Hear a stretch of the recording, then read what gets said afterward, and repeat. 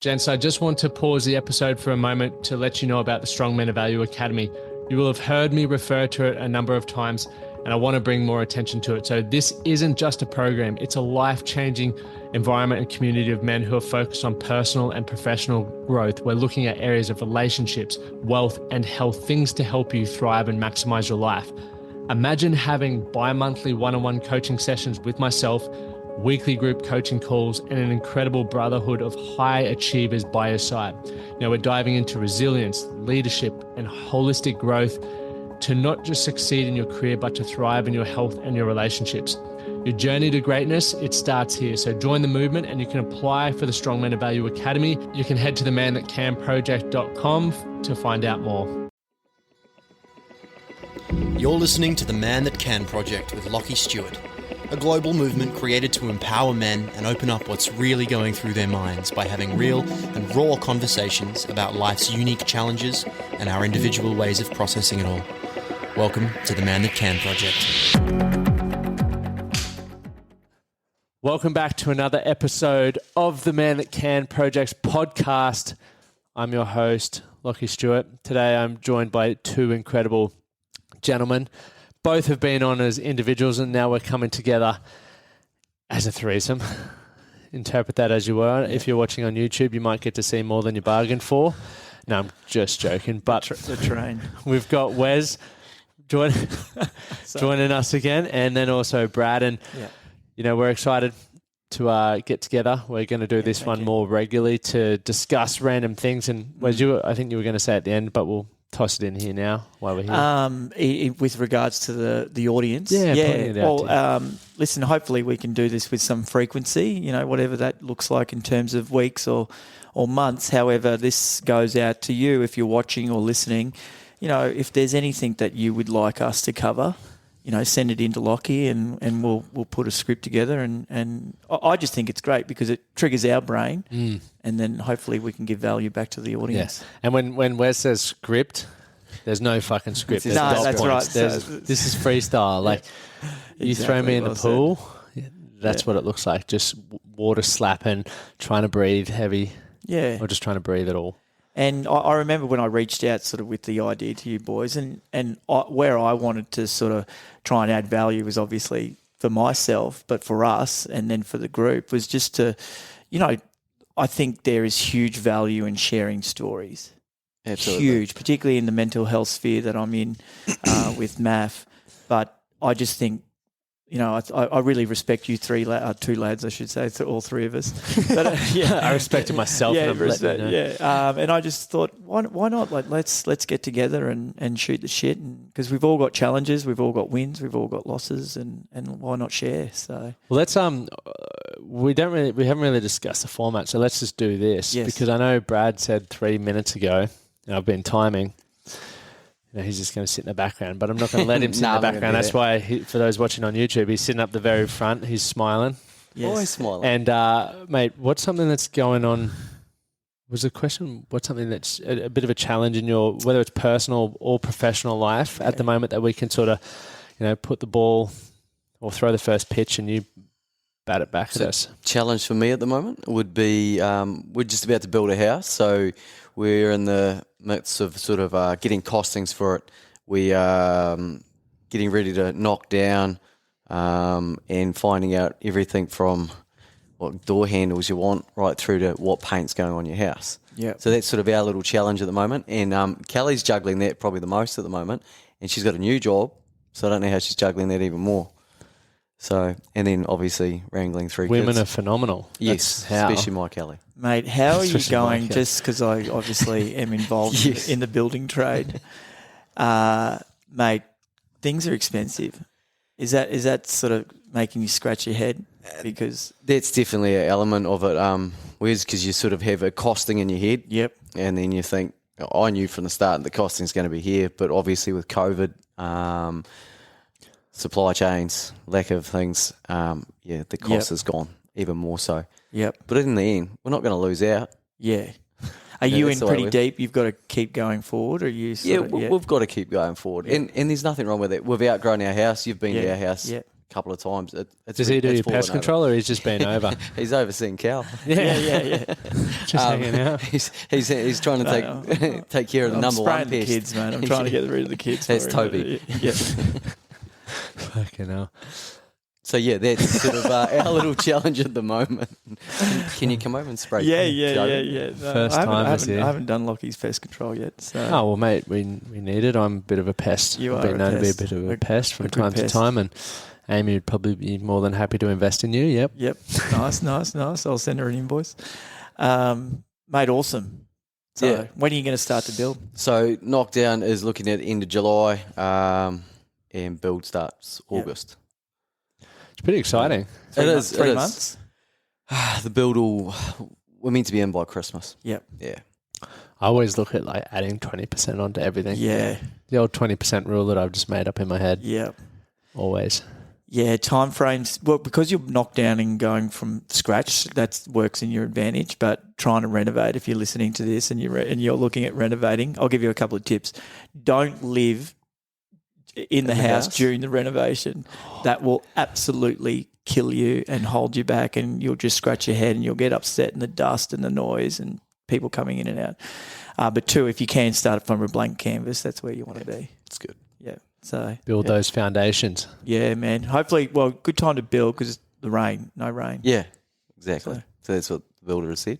Yeah. Touch wood, we've been getting rain also. We're running a workshop on Saturday and it's forecasted for rain. And we're like, why would it's you online, do showers? Showers. No, it's in person on the Gold Coast, yeah. But the coast is, how weathermen have jobs blows my mind because they're wrong 99% of the time, but they still keep showing up. I love it. Consistency and consistency. And when they get that one right, you're like, thanks, mate. But the rest of the time, you're like, you bastard. What about you, Lachie? What's the challenge for you that you've got? Mate, I've got so many challenges. I feel like my whole life is a challenge at the moment. Yep. As navigating the Man That Can project, but what's a personal goal? Challenge has been shifting from marathon training now to 400 meters specific. Yep. And then fitting.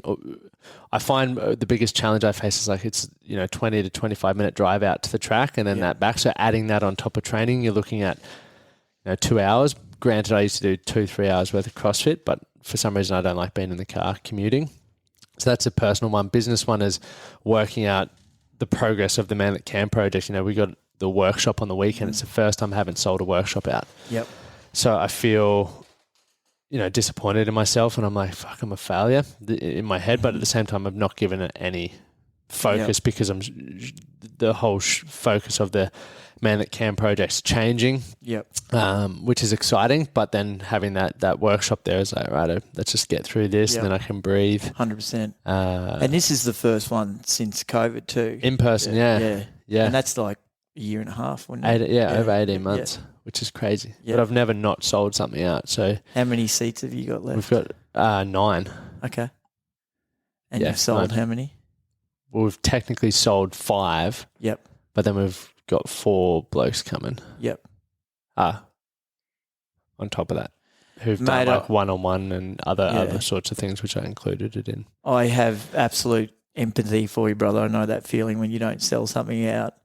However, use it as a learning situation where these lucky people, there's only going to be a small group because the chances of that happening again is probably going to be quite slim. Yeah. Well, and if anything, this is where you can really critique yourself, 100%. Well, yeah, definitely you learn a lot from it, but it's also, focus and probably, one of the bad habits that I have at the moment is saying yes to everything, right? Yeah. It's because you sort of balance, you flirt with this. Like every time you say yes, you've got an opportunity to learn and to grow and to experience something different, which is awesome because I think the more experience I can accumulate, the more stories I'll have, the more experience I'll have. But at the same time, there's like that fine line where you need to just go, no, I need to focus on certain things that have to always come back to, what do I value and ultimately what do I want from my life moving forward? And, it always boils back to, the flexibility, the freedom, the choice. If it's not giving me that, it's a fucking no. Yeah. But so what, I guess this question, what are the strategies that you're using to overcome this, perceived failure? I'll deal with that on Saturday after the event. I just want to get through it. Like I want to make sure it's still world-class experience for those that are coming. It's at the end of the day, once we rock up 7 a.m. on Saturday, it's not going to matter. Yep. It's just how will I be perceived from people out there who've watched me sell out multiple events prior, and then this one it's not. I feel it's only my own expectation. It doesn't matter. Yep.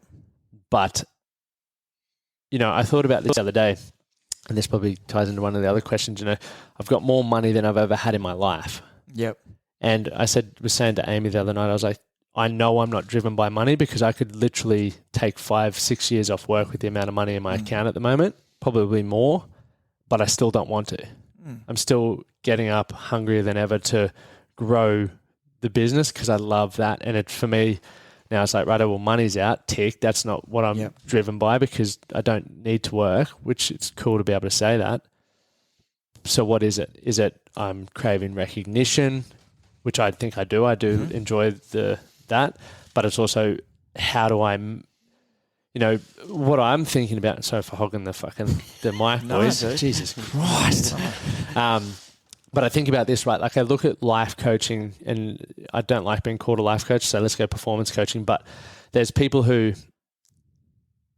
charge exorbitant amounts, which is out of reach for most people, which, I can understand why they do it. But I also think a lot of the stuff that we teach is very basic and should be probably taught from your parents, really. But most parents don't know it. So how do we make it accessible to people all around the world at an affordable price that it doesn't put financial burden on them so they can really absorb what's coming at them rather than going, fuck, I've just, last year I had a 30 grand coach. Yep. For most people, that would never happen. Right? And at the start, that was like, fuck, that's a big chunk of money. Yep. See you later. But some people will never do that. Yep. So that's why for me, it's been, okay, everything that I've ever learned, I've invested over 120,000 in myself. I know you would have done the same as well. In myself, how do I make that accessible to anyone, anywhere? I think I'm really working on targeting or reaching the guys who are out in Rome or Miles Chinchilla who don't get access to this. Yep. Who don't get access to the workshops, but can still be a part of, I believe we've got the best community in the world. It's fucking, on? Yeah, we're on. Ripper. Incredible community of guys, but also provide world-class coaching and tools and keep it simple. Keep it that we don't have to lose who we are at the core of us to be better blokes and whatever that looks like. And still, it's $100 a month. Yep. Not even a cup of coffee a day. Well, mate, what I think gets you up out of bed is just the drive to give back. Like you want to pass on these learnings, and that's why you're getting up. Yeah. And as you said, the money's not it's definitely there in the background. It's nice. Always is. Nice. However, I'm sure you'll just charge on, mate, and that will just build and build and build, and unless you do something stupid. Yeah, well, which could probably happen. I'm not fucking a saint. You got too many places. You got too many things in place. For it not to happen. Oh, you never know. Never say never. I'm not going to sit here and say I'm not going to fuck up because when you push the boundaries enough, you eventually do. Yeah, potentially. True. That's for sure. What about yourself? So like you, there's always challenges. I think like all of us. One of the biggest challenges to me, I'm going through the years, in my circle of friends is 40. We're all turning 40. The naughty 40s. The naughty 40s. And there's just a lot on. In my background, I have a charity. There's charity lunches, there's charity events, there's 40th birthdays, there's just this wedding. Like I went to a wedding on Sunday. There's a lot on my plate. And I'm trying to find that balance because I love being productive and on point, but at the same time I enjoy going to all these social events. And when you start going to all these social events, something's got to give because, you get out of your sleep routine, you're drinking alcohol, you're partying till late in the morning. It just catches up to you. And I'm actually sort of struggling with that because I'm at a point where I do value being sharp in my head or taking on challenges. And because I'm going to these social events, I tend to miss out on my training the next day and that plays with my head. So that's something that's challenging me personally. Business-wise, I've got a construction business that's pretty in the red at the moment. It's we've got some really cool stuff in the background, but it needs to drop, as in like it needs to go forward successfully. So we've got a development that is selling quite well, but it needs to go well. Otherwise, that business is in a little bit of strife. So, how are you coping with that, mate? I'm coping with it pretty well, only because we're communicating about it a lot. So today, actually, before coming here, we sat down with the accountant and bookkeeper, and we're just talking strategy, like how we've got to get out of this hole. And so we've had to, unfortunately, cut costs. So we had to move on some stuff, and we're having to rein in certain things, and we're actually ditching certain jobs that we were quoting for because they're just not making us money. For example, renovations. If any builders out there, man, I feel you. It's a tough game. It's a hard gig, particularly with everything at the moment just fluctuating in terms of timber prices, steel prices. Every trade, man, you cannot find a roofer, unless you're throwing, big dollars. So there's a lot of pressure from that particular area. Yep. However, how I'm getting through it is, mate, just chat every day. How are we going? Cool. What's our game plan? Yep, let's stick to that. So it must be tough though, then moving on stuff. So from because I know there's a lot of guys in our group, and I don't know whether you read the comments. I'm sure you do. But people are losing jobs. Some people probably don't deserve the job that they have because they don't value it. And I know from that pinpoint, everyone blames the boss, right? Yeah. Greedy fucker, blah, blah, blah, blah. Like, I just look at how much criticism Bill Gates gets at the moment from, I don't care what you, and we're not here to talk about vaccines or anything, but there's some people who are like, oh, he's just trying to make money off it. And then there's other, like, he's trying to do good. Everyone's going to have their own opinion, but at the end of the day, you're in a position where you've got to get the business out of the red, and unfortunately sometimes there's tough decisions, and it's not like you're going, that's an easy thing, because you probably built relationships with those people. Correct. Yeah, absolutely. And I think one thing when this staff particular member that we've had to move on, she knew something had to change. So, but that was from us being transparent. We weren't trying, like the whole time, particularly over the last couple of months, like one thing I've learned is, particularly when you're working close with your staff, you just got to be transparent. They've got to know that how the business is going, right? And look, we've had some wins, but unfortunately we've just had a few more losses than wins at the moment. And once they can see that transparency, and we're actively trying to fix the problem. Yeah. However, this is just one thing that we have to do. However, it was that transparency, I think, that has helped. So this will be the first event that I'm losing money on. Yep. And it's like, fuck, I've never run an event. And like when you think about the ins and outs of the Man That Can project, and it's, shifting more online because overheads are lower. Mm-hmm. But running last year, the workshops that we'd run, 2019, I don't even know what year we're in, but like the overheads are so high, it's like 60% of your revenue, and people go, geez, you're charging a bit for that. And you're like, well, if you want a bum on the seat, like it cost me $600 per person to get you on the seat. Like it's not like I'd love to be taking home the full amount. That'd be amazing. But, and even this workshop, you're doing a full day's work for free or losing money, which people never think about. They always just go, fucking, I see the price of that. I see the price of this, and you're cleaning up. And it's like, it's not always like that. Yeah. You're losing time. Yeah, and you're losing, exactly, but you're gaining experience, right? There's always something you can take from it, and once this probably shifts to like perspective from everything that you've touched on to your challenge, like there's two ways you can view everything. It's like two ways you can view everything. If you get moved on from your job, perspective, you're getting moved to something closer where you can maybe add more value, or there's a better opportunity. For me, losing money, it teaches me a whole heap of things, right? Correct. Yeah. And it's perspective. I could get real filthy at it, but I don't give a fuck. Like money comes and goes. Like I do, obviously, but like at the end of the day, it comes and goes, and I back myself to make more than I'll lose at the. And it's also your integrity to make sure the event goes on, no matter 100%. What. No matter. Yeah, okay, 100%. I'm losing, but whether you got one, mate, I still remember. I can't remember whether I was saying this to you. Like I used to me. Hey, one person would show up to the event. Yeah. But I fucking literally would run workshops when I was in network marketing. I was running events every single week. Sometimes you get 20 people. Sometimes you get none. If no one showed up, I'd still run I had the 60-minute blocks. Let's practice my presentation. Right. And I'd always just show up and do that. And the same is going to be, we've got X amount of people on Saturday, it's still going to be world class. People are going to walk away frothing. Can I share a monsters. tip with you boys? You know how some people come home and they're a bit stressed, or they come home they're That's like, me right now. I feel real stressed. Oh well, mate, I'm gonna. You know how some people have a beer? Yeah.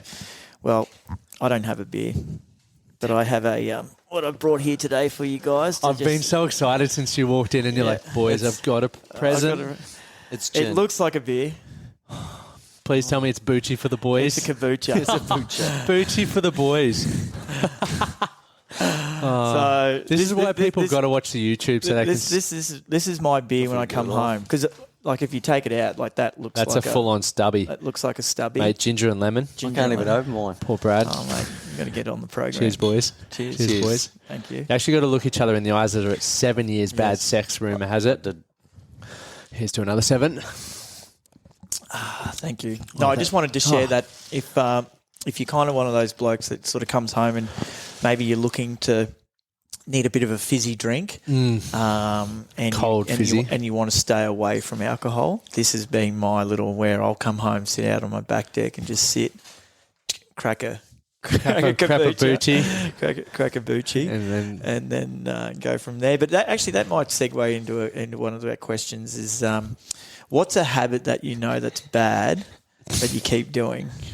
Mine is alcohol. Is it? Yeah. Hands down. He's always drinking piss, mate. Every time I call him, he's clock. I'm like, mate, it's Tuesday morning, 6 o'clock. I don't drink during the week. Yep. But I like my drinks on the weekend. Yep. And sometimes I can go really well.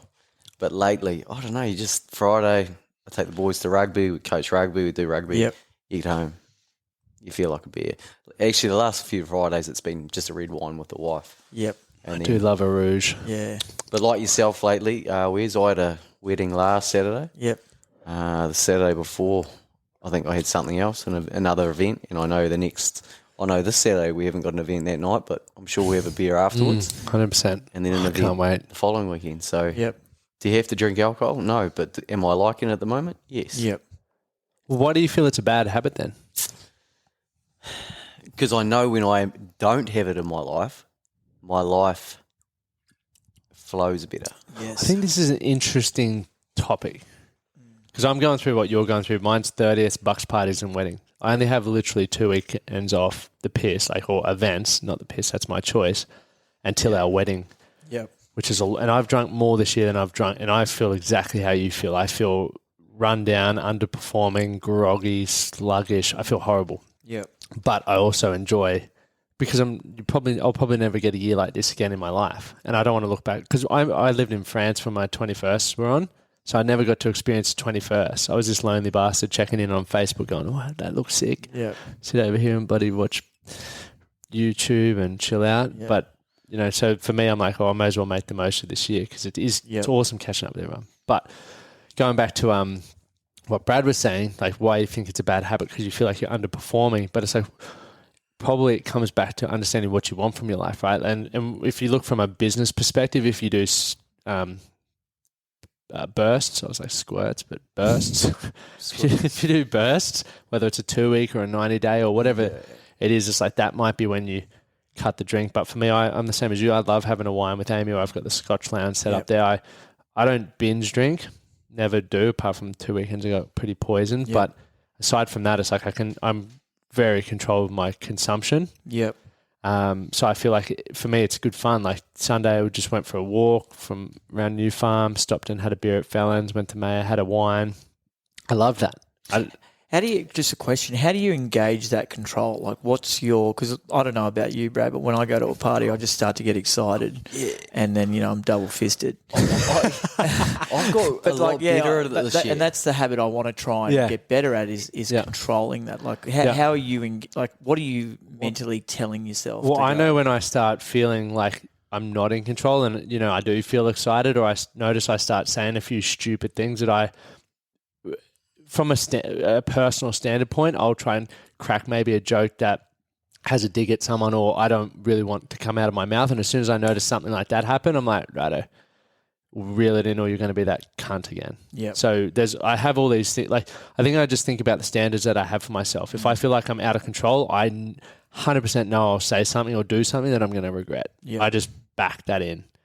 So if that's happening, I'm like, right, I have time to get on the waters for a bit until I feel like I'm a bit more level-headed. Because I'm still having fun. Like, I'm still tiddly, but I'm just not going to go over the top of that, which is, I did it on the weekend. I said something trying to be funny. Wasn't fucking funny. Amy's just like... But I think all of us blokes try to do it because we're like, fucking, here we go. Get a little bit of Dutch courage. Let's try a new joke. Crowd doesn't favour it. I think my wife's just used to it. Yeah. You've got shit chat. I've got really good. So I did 2.5 months off. Yes. At the start of the year, went really well, and I was meant to do 3 months, didn't make it. But I've got really good since then at limiting. Mm-hmm. So I'll go on a Friday night. I'm going to have 2 red wines. Yep. I'm going to have 8 beers on Saturday or whatever. I'll go in with a number, and that's worked really well for me. So if I go in with a number, usually it's around that. If I'm just going to watch a game of footy or something on TV, 6 beers, that's what I'm going to have. Yep. Yeah. But I'm still waking up, not recovered, not the best the next day, Have you guys heard of body armor? Yep. Yeah, I've been taking that before I start a drinking session. So, because it's full of magnesium and some other natural stuff. And, mate, it's been a bit of I'm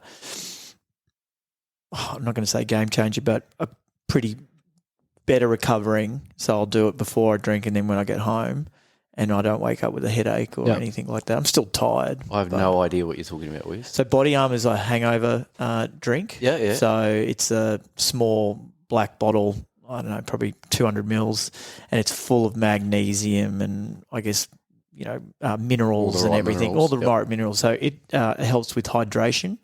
So you take it an hour before you start drinking and then, and that's all they say. But my what I've found works for me because my consumption level is probably a bit of an issue. Like when I go out and drink, I really do send it. Yeah. And that's probably where I'm just trying to find that balance of that control and why I asked that question of, how do you engage that? What's the downside for you though of drinking too much for you? Oh, personally? mate, it's honestly, it's the next day. It's the mental head game. So if you didn't experience that the next day, would you be happy to just belt a few back? Oh, yeah, I think I'd still continue with that if I didn't feel that. Yeah. But then again, it's, like, for example, this wedding I went to, it was free booze. So champagne on arrival, Campari, mate, margaritas, oh, my God, vodka sodas. Like, mate, I was beer. just upstairs before you were at Hotel X. Yeah. We got up to the bar because we were on our pub crawl, essentially. Got in, we're like, no one's here. What's going on? And we're like, you guys open? He's like, nah, wedding. Yeah. It's like, and then I saw your Instagram later. I was like, cheeky bastard. Yeah, that was us. So now, mind you, I hadn't seen a lot of people for a long time, so there was quite a lot of excitement. But just that. Now, mate, touch wood. I just looked at my clock and went, "Oh my God, it's 9 o'clock!" And I was like, I felt really drunk, and I went, "No, I'm going home," and just sent myself home. Mind you, I did have to go to work the next day. So, but I still woke up pretty rough. Yeah. Like, not as bad as some other sessions, but I was somewhat happy with myself that I sent myself home at that time period. I think that's all it is, though. I think even for myself, like you need to understand the boundaries, and to understand the boundaries, you've got to push them to know what that, I know exactly how I'm going to pull up based on how I feel going to bed or how I feel at a certain point. But you'll all like, Amy watches me time and time again where I'll just sort of disappear or I'll start going quiet because I'm like, right, I need to find out how the fuck I'm getting out of here. Yep. It's not because I'm not having a good time, but I'm like, right, well, if I have to work the next day or if I, for me, the same. I love getting up early. I love feeling fresh. I'm not prepared to sacrifice it just for a few more beers. Nothing for me ever happens good after 6 p.m. Yep. So I'm like, everything after that's all right, it's, you're going to have the same chats that I've probably been having for the last 4 hours. Yep. But then everyone else is a bit more wanked. So they're talking shit, then you're talking shit. And then as much as it's fun at the time, the next day you're like, don't remember it, splitting headache, not productive. And the trade-off for me is just not worth it for how I want to be as a person. It's like I know full well I'll eventually get to a point where I drink fucking once a year. Yeah, I had, and just on that comment, I had that thought today. I'm like, when am I going to take a year off the piss? Actually, I remember when Maddie Lancashire did Yeah. What, a year and a half? Yeah, we were talking about that before you just called me. Just a year and a half. Yeah, no, year. 12 months out of bet, yeah. And I remember we ran into each other when he was, maybe midway through it or something like that, and he goes, mate, I'm 30% more productive. And those that know Matty, he's productive. He's productive. So when he told me that, I was like, that really scarred in my brain. So I guess, man, we've been talking about challenges, but what's something good? Let's hit up some. What's going well, Brad? What's going well? I don't know, man. I'm just trying to think.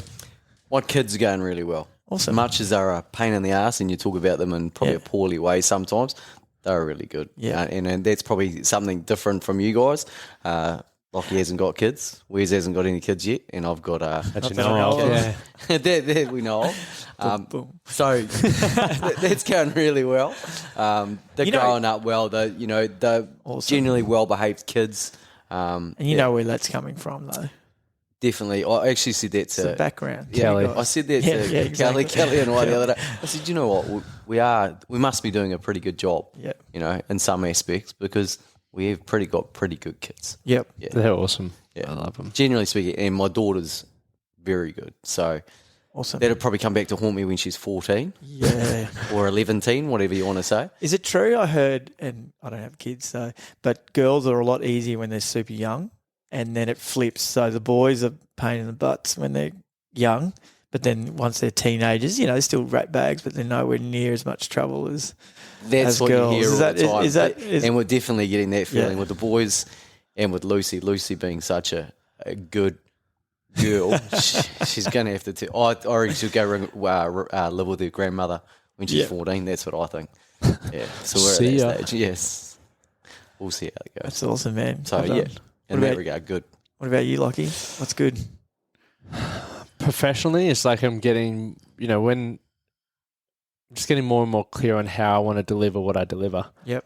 Whereas at the beginning, 3 years ago, it was like, we started with men's circles and boom, boom, boom, boom. Yep. And then we had a smorgasbord of things, which was awesome, but it was confusing to, every time I'd sit down with someone or I'd get a phone call with someone, I'm like, I don't know which one I'm going to talk to them about. So I was confused and I didn't have certainty, but now it's like we're driving really towards the one thing. It gives me more certainty because I know that generally if I feel they're a good fit for our community, I'll be like, boom, we can 100% guarantee that. Or not guarantee, but I reckon we'll deliver on it. So that's exciting. That's going well. Mate, are you happy? What's the stats on the Man That Can project with your podcasting and whatnot? We're over 20,000 a month now. Sick. Yeah. Yeah, which is sick. Epic. And so now even, we got the camera there. We give it a wave. Hello, Cam. So I'm putting more time and effort into the podcasting. Like I've got how, normally I just had a tile and then I started getting videos. Now I've got all that done. Then I'm going to, cut this up and be able to do individual segments from all of us. So I'm investing a lot more time in that and utilizing YouTube, whereas I've never really used it. I've just sort of thrown it on there and the audio has been shit. So now all of that, trying to make that all better, which is good. And we'll eventually be going to 3 episodes a week because it's just such a, I fucking enjoy it. It's good fun. Yeah. And then people obviously love it.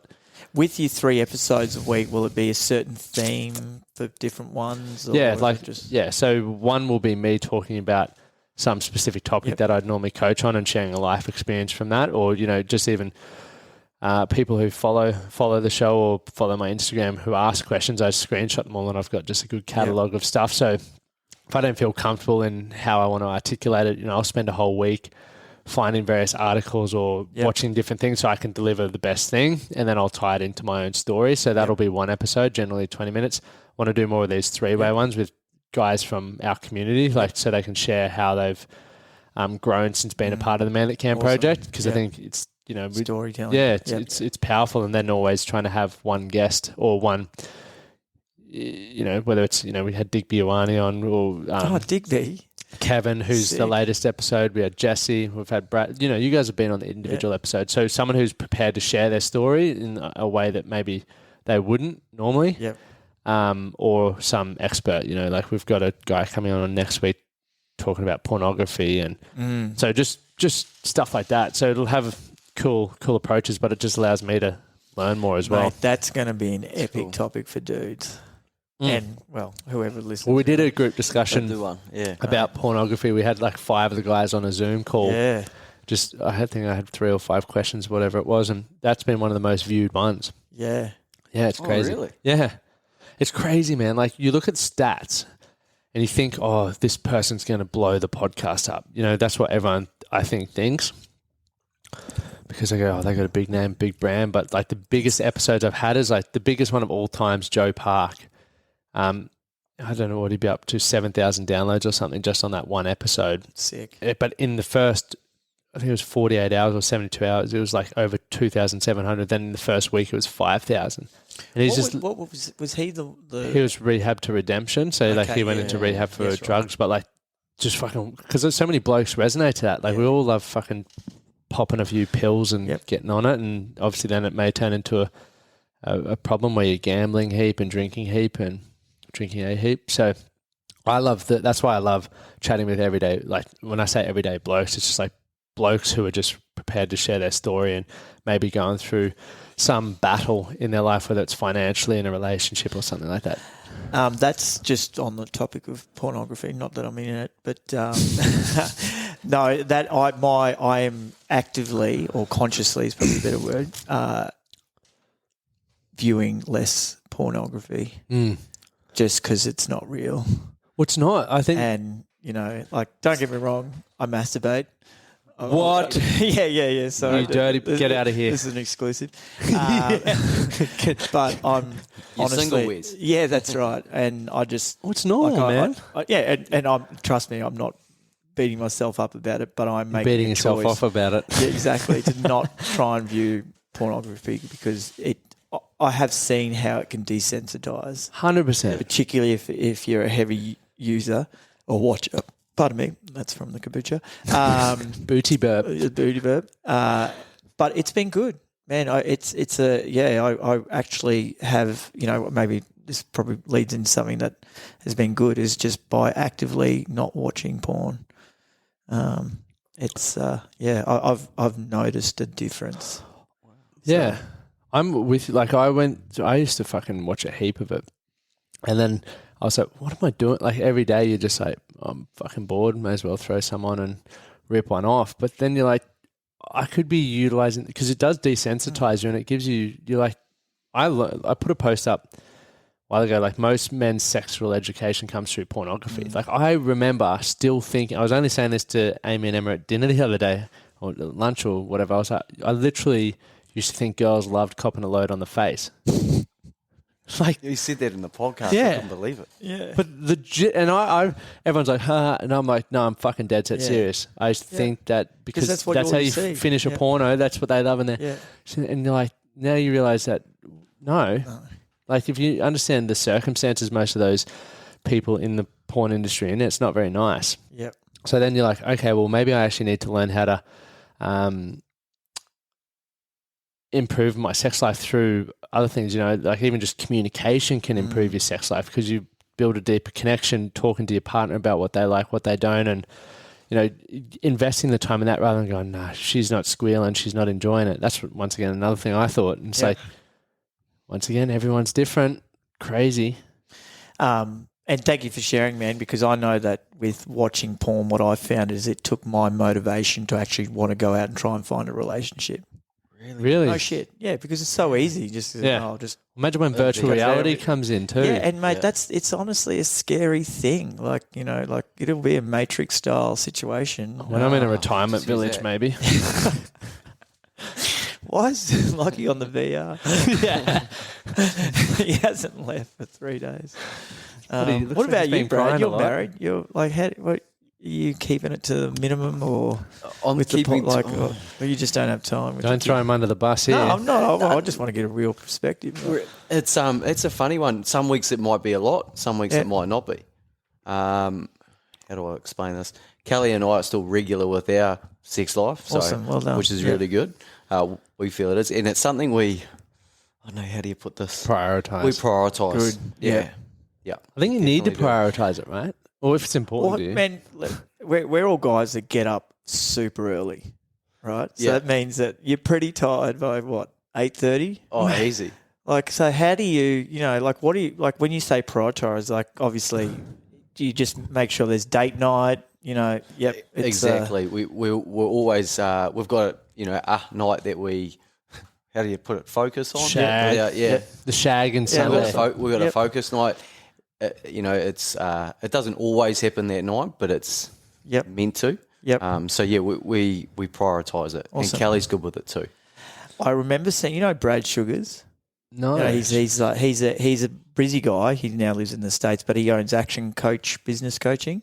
Yeah, right. Anyway, I've seen him speak, and he's separated. He's now remarried, but he said one of the biggest things that he reckons has saved his second marriage is a date night. Like a date night, once a week, it's just those two, or take the kids, but they actively make it a focus of trying to go out and do something together, and how that looks, like whatever. But I not that I'm in a relationship, but I subscribe to that. I think that's we do. Amy and I have been doing that. Like, it's fun. Yeah. So the one and I think a learning thing from, and this is probably just a random segue, but I was thinking about retirement, right? Mm-hmm. People spend their whole life working to create financial freedom or get to retirement. By then, your body's worn down, you might not have the money. But one of the biggest things that I think flies under the radar is just mentally and emotionally, you're not prepared for it. Like, if you think about when Amy and I were doing long distance, when she'd go on tour, like if she'd come back, and maybe FIFO experiences this after 4 months, and I'm in my own routines and stuff, and she just tries to blend back in, you're like, whoa, you're fucking with my routine. Same thing happens with, blokes who are like, I'm just, we're going to have the best marriage in 5 years' time once I've bought this house and we're set up. And it's like, well, over the next 5 years, you're going to grow so far apart. Most people do. That's why divorce is so high, in my opinion. Or you might be sexually connected, or all these sorts of things. And you think it's just, you're going to get there and it's going to be perfect. No, you have to work at all of it. Like the date nights, the planning to have a shag nights. I think that's great. For sure. Yeah. Trust me, we look forward to it. Yeah. Well, Monday's a shit day, but geez, Friday's coming. But I think, even preparing for you're single, but we got to think about, okay, well, how's my life going to change? When you do get into a relationship, that's why you don't move in within the first day. It's like you might stay over one night a week, and then it's 2, then it's 3, then it's like, fuck, let's get a house together. Yeah. Because slowly your lives are becoming more and more intertwined, and I think that's important to think about across every facet of your life. None of us deal well with change. Think about the last time you did well with change. It always upheaved something. So thinking that when you get to an end result that everything's going to be perfect is ridiculous. Yeah. And I'm guilty of that. Like, fuck, I'm well guilty of it. But it's, same with pornography. You're watching something, you're seeing the Pakistani drill press, and you're like, I'm going to try that one tonight. And business is fucking well against it. You know what I mean? So, and it's the same military marriages or whatever. That's why they break up so often, because the military, the personnel will go overseas, they get back into their own routine, they've got their own routine, they come back, and it's just a disaster.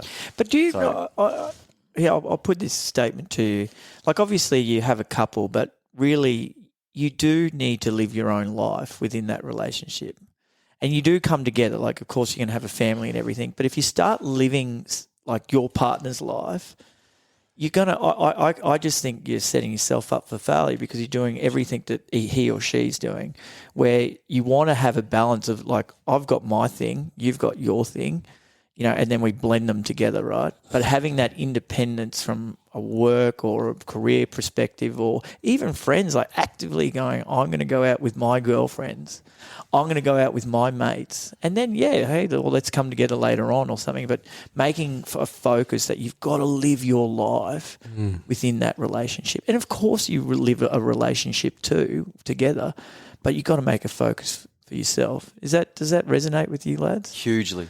I think we've spoken about this before, because Kelly and I are very good at it, and we don't play tit for tat. So I'll go away on a boys' trip, and she'd never go, you went away on that boys' trip, I have to go away with my girls, or she won't hold it against me. I'll probably go on 5 boys' trips a year. Kelly will probably go on week, 2. Mate. Jesus, you're always off surfing or doing something. And Cal's awesome about it. Go do it, right, and never hold it back. I hear about other relationships, though, and it's like a tit for tat.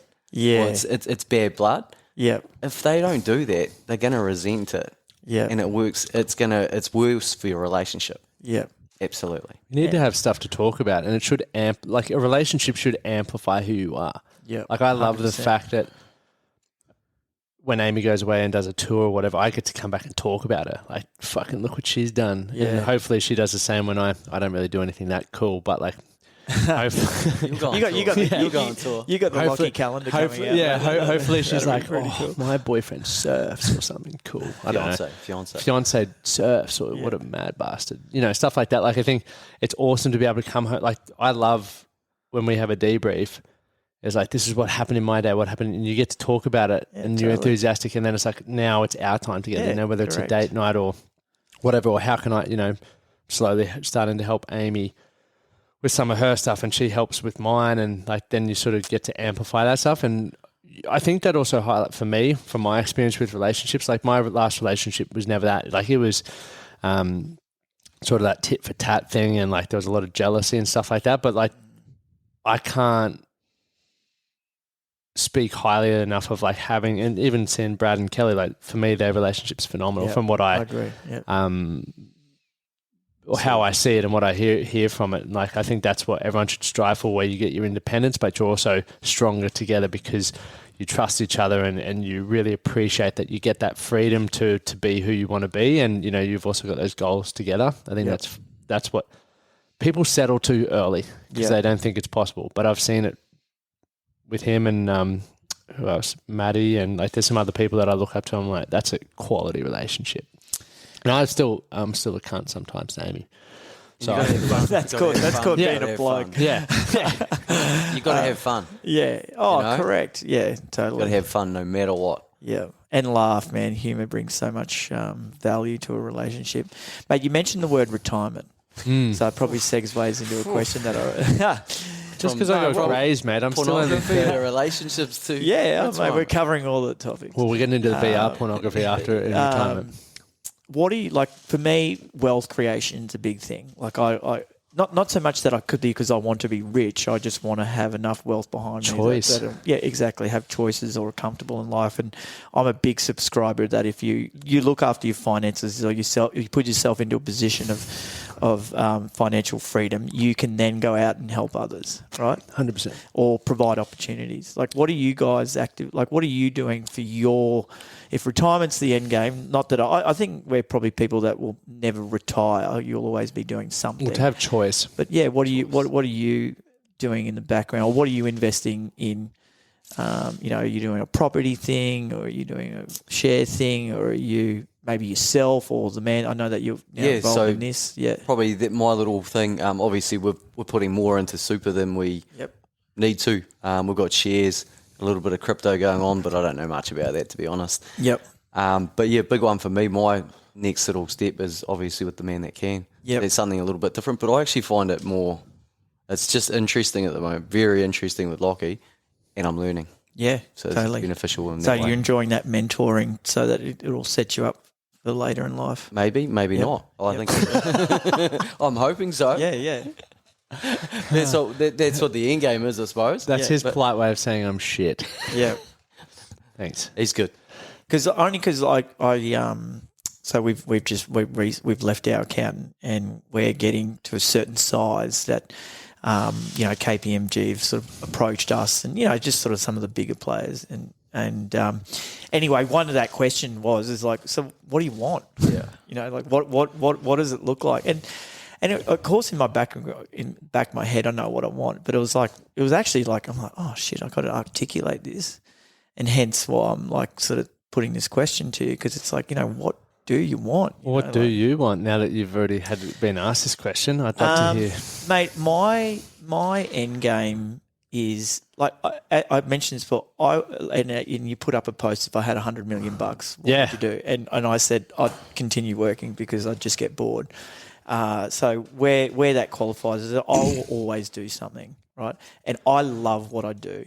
So my end game is not necessarily to retire. It's probably just to work less. That's all. And only because I enjoy working, but how that looks is probably 3 days a week, but involved in something.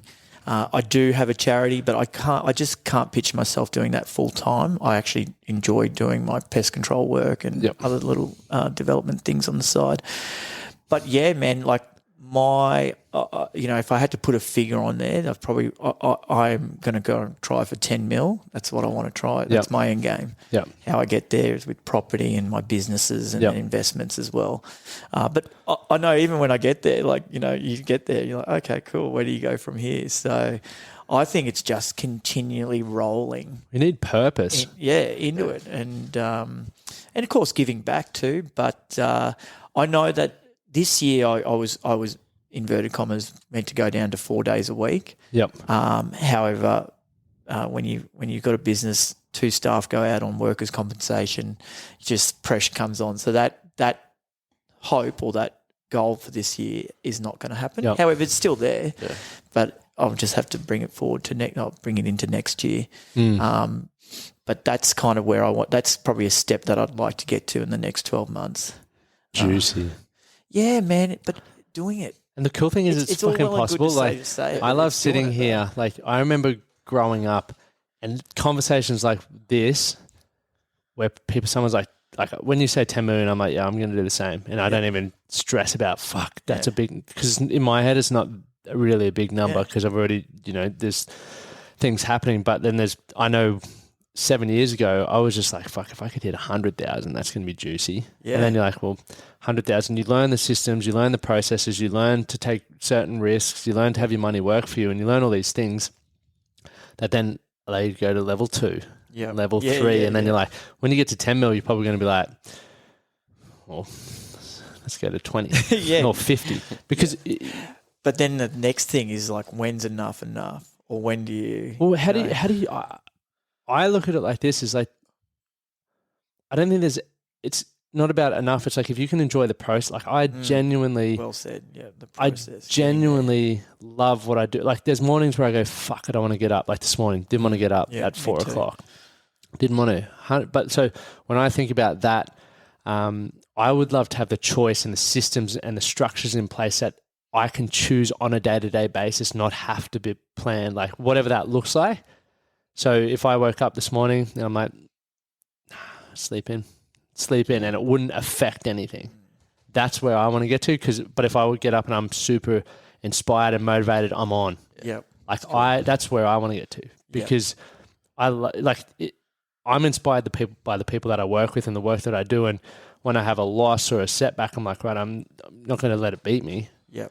But then you work harder. But I think for me as well, like my goal is more flexible, freedom, choice, and that's why we're moving more to online, and I'm moving away from sort of on in-person events, and because I want to have the flexibility that if I'm like Amy's got the perfect sort of model of that. She's like, can we go away? I'm like, can't, committed to clients in the morning, which I love doing, but at the same time, I'd love to just be able to go, no, I've got the right people in place that can look after that, and then you can go actually just live in the moment, which I think it's possible. I 100% know it's possible. It's just what has to happen in order to do that. And I think every night when I go through what's worked well for my day and what hasn't, or what's working well in my business, or what's my sticking points, or what's caused me frustrations, I'm like, I don't fuck around. Like, you've seen how much the business has changed even since you've been a part of it. It's like, that's not serving me, out, because I'm dealing with people, because we're dealing with people. If I'm doing something that I don't like, you're going to be able to tell. Yep. 100% going to be able to tell. So fucking move it towards what's going to serve me best, which will serve people best, because that's when I'm in the zone, as opposed to pushing shit uphill. We're going to actually put a bit more money into our super this year too. You just flagged that to me, yeah. What are you doing, mate? What investment was? Mate, crypto. Yeah. I've got on the whiteboard, you'll see 8 million. I'm hard into crypto as well. Yeah. It's been a good time. I don't know. I'm hard into it, but I'm there. $8 million property portfolio, because if we're working off 5% yield, I know it's not that good, but let's pretend it is. Yep.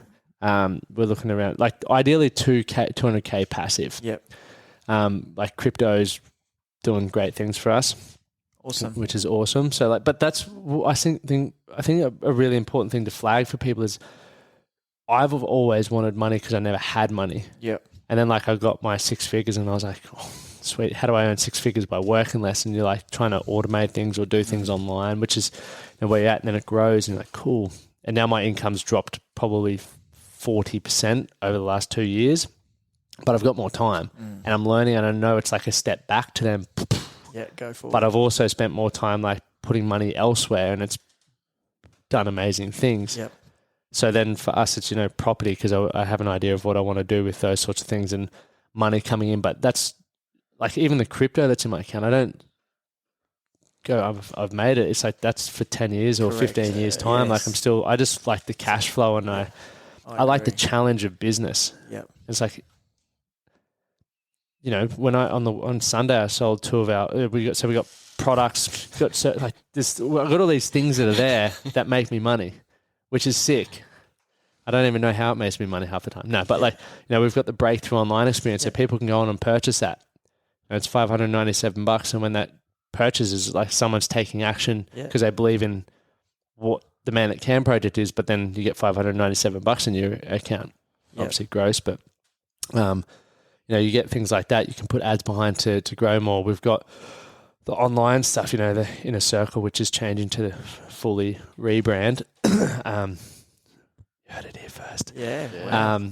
But that's essentially, how do you maximize your hourly rate? So there's all these things you can do, or that I'm looking at, to how do I earn more money by doing less, but while still staying aligned with what's fulfilling and doing what I want to do. So you might go from, I remember, at $22 an hour. I was like, how do I get $50 an hour? Then you're $100. Now it's like, how do I make $600 an hour, $1,000 an hour?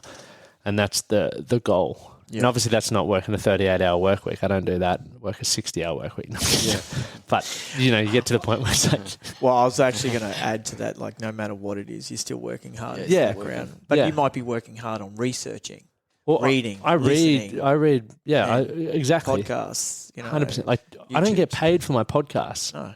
I've done over 307 episodes, plus editing, plus all this shit, and I haven't received a single penny from it. Not many people would do that.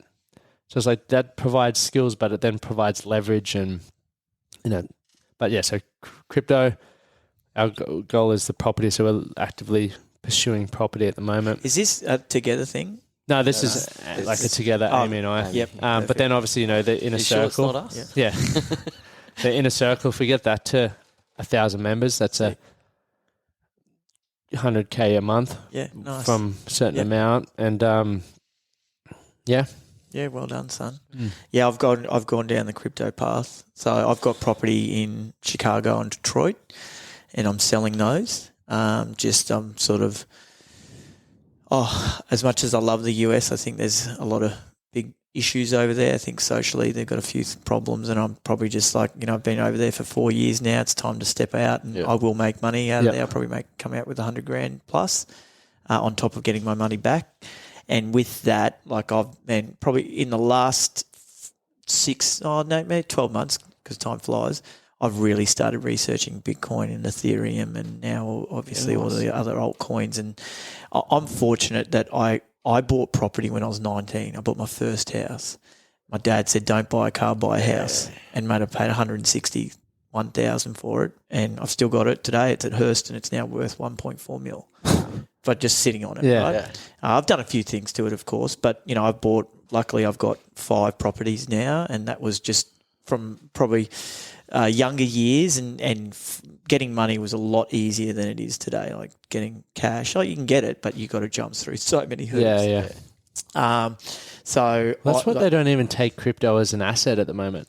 Not at the moment. I think Bitcoin will eventually become an asset. Yeah. So I've got my Bitcoin, my Ethereum, and I'm a believer in that space. Like, I honestly think eventually we're all going on. Like, not everything will go online, but majority of things will be online. Yeah. And if you believe that that's the path that we're heading on, and if you're listening to this, honestly, get on YouTube and just learn. Don't just put money in, fucking learn. Yeah, correct. Yeah, 100%. And believe in the projects and learn who's in the teams and stuff like that. So that's something that I've been doing in the background, a bit like you guys as well. So, Actually, I want to ask because I'll finish up because I've got to go kill some bugs. Who's going to call? Ghostbusters. I've probably mentioned to you when I came up with some of these questions, but what's a tip that you'd love to share with the people that are listening? Brad, you go first, mate. Do something for your partner each month. And mine is nice. Buy flowers for Kelly once a month. Sick. So and try and change up the flowers. Your boyfriend, whatever. No, man, well done. You know, that's just a little tip. Yeah, sick. Yeah, I like that. That's epic. I like and that. if you haven't got, buy it for someone else. Yeah. There you go. Yeah, give back. Yeah, totally. Wes, so you got to give a flower to someone this week? Yeah, okay. I'm open to flowers. Yeah. If you give them to me, I can give them to Amy. Yeah, man, and that's called recycling. No, reusing. Yeah. Passing on the love. Yep. Law of circulation, I think it is. That's probably a tip. Don't feel bad about regifting. I'll go. My tip for people is get in the sauna. Get in. You've just come from the sauna last night, right? Yeah. So one thing, I don't know if I shared with the last time on the podcast, but anyway, when COVID hit, we all go to the same gym. They shut down the sauna clearly because the gym was shut. I missed the sauna so much that I put one in my house. And it has been... That is wealth. It is. That is wealth. It's not as expensive as you think it is, but Weswell? That's Weswell, isn't it? Weswell, yeah. Function Wes. Function Wes, yeah. Function Something Wes. on yours. Yeah.